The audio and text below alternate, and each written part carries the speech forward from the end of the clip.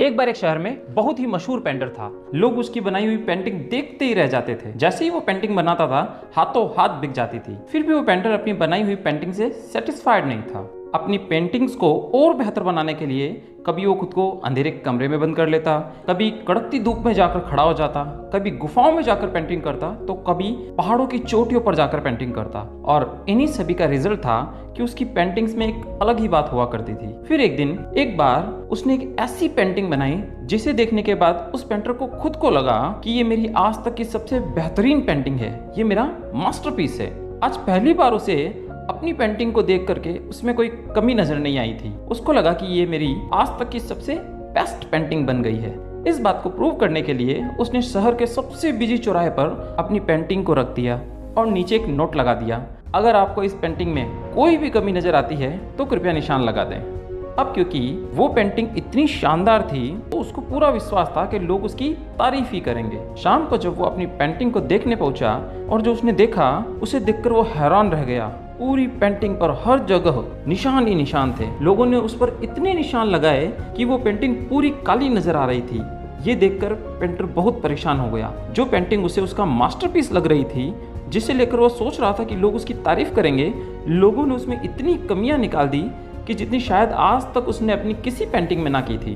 अब वो उदास बैठा था, तभी एक दोस्त आया। पेंटर ने पूरा वाकया अपने दोस्त को सुनाया। उसके दोस्त ने उसकी पूरी बात को सुनकर एक काम करने को कहा। उसने उसको बोला कि तू दोबारा एक ऐसी ही पेंटिंग बना और दोबारा उसी चौराहे पर लगा, लेकिन इस बार नोट में लिखना, अगर आपको इसमें कोई भी कमी नजर आती है तो कृपया उसको सुधार दें। पेंटर ने सोचा चलो ये भी करके देख लेते हैं। उसने वैसी ही एक पेंटिंग बनाई और उसी चौराहे पर लगा दी और इस बार लिख दिया, अगर आपको इसमें कोई भी कमी नजर आती है तो कृपया उसको सुधार दें। अब जब शाम को वो अपनी पेंटिंग को देखने पहुंचा तो उस पर एक भी निशान नहीं था। जो बात उस दिन उस पेंटर ने समझी वो हमें भी याद रखनी चाहिए। लोगों का काम ही है कमियां निकालना। किसी की अकल में कमी निकाल दी तो किसी की शक्ल में कमी निकाल दी। क्रिकेट देखते हुए कहेंगे इसे क्रिकेट खेलना नहीं आता। कोई मूवी देख ली तो कहेंगे इसे एक्टिंग करना नहीं आता। थोड़ा सा अगर मोटे हो जाओ तो कहेंगे खाता बहुत है। थोड़ा अगर पतले हो जाओ तो कहेंगे बीमार है बेचारा। थोड़े अच्छे कपड़े पहन लो तो कहेंगे शो ऑफ कर रहा है। थोड़े पुराने कपड़े पहन लो तो कहेंगे गरीब है बेचारा।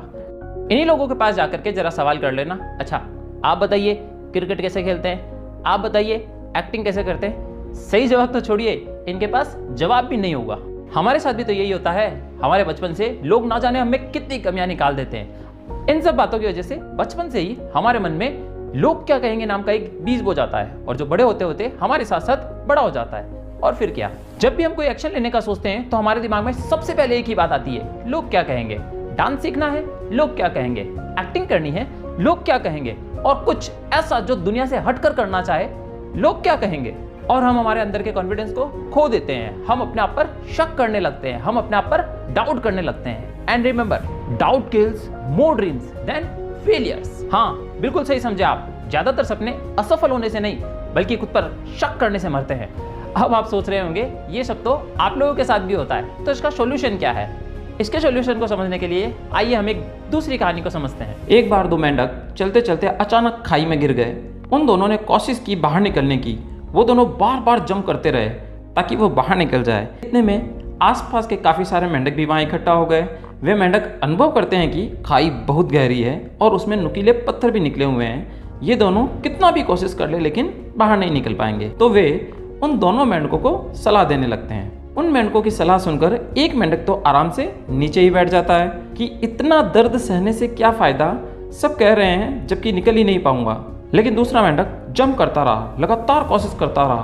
पत्थरों से लगकर उसका खून निकला लेकिन वो रुका नहीं, वो थका नहीं, बार बार कोशिश करता रहा। ये सब देखकर ऊपर खड़े मेंढक उस पर और ज्यादा चिल्लाने लगे, क्यों इतनी दर्दनाक मौत मरना चाहता है, मान क्यों नहीं जाता, एक मान गया है तू भी मान जा, तो कभी बाहर निकल नहीं पाएगा। वो मेंढक और जोश लगाता है और ज्यादा कोशिश करता है, बार बार कोशिश करता है और ऐसा करते करते वो बाहर आ जाता है। ये सब देखकर सबने पता करने की कोशिश की कि उसने हमारी बात क्यों नहीं सुनी।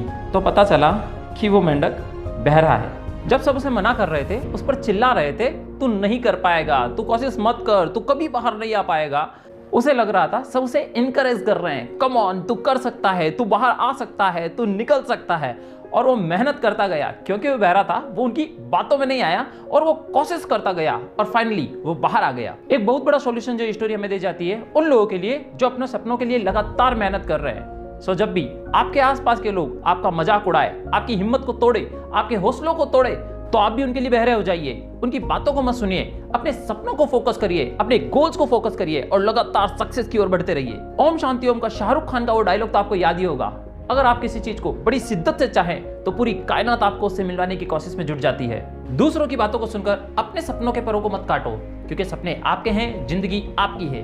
अपने अंदर की आवाज सुनो, क्योंकि जो आप एक बार मान लेते हैं, एक दिन आप वही बन जाते हैं। अगर आपको कोई सबसे ज्यादा जानता है तो वह है आप खुद। हौसलों के तरकश में कोशिशों के तीर जिंदा रख, हार जा चाहे जिंदगी में सब कुछ, मगर फिर से जीतने की उम्मीद जिंदा रख। मेरा एक मैसेज उन लोगों के लिए जो हर बात पर हर लोगों को टोकते रहते हैं और कहते रहते हैं तुझसे नहीं हो पाएगा, तू नहीं कर पाएगा।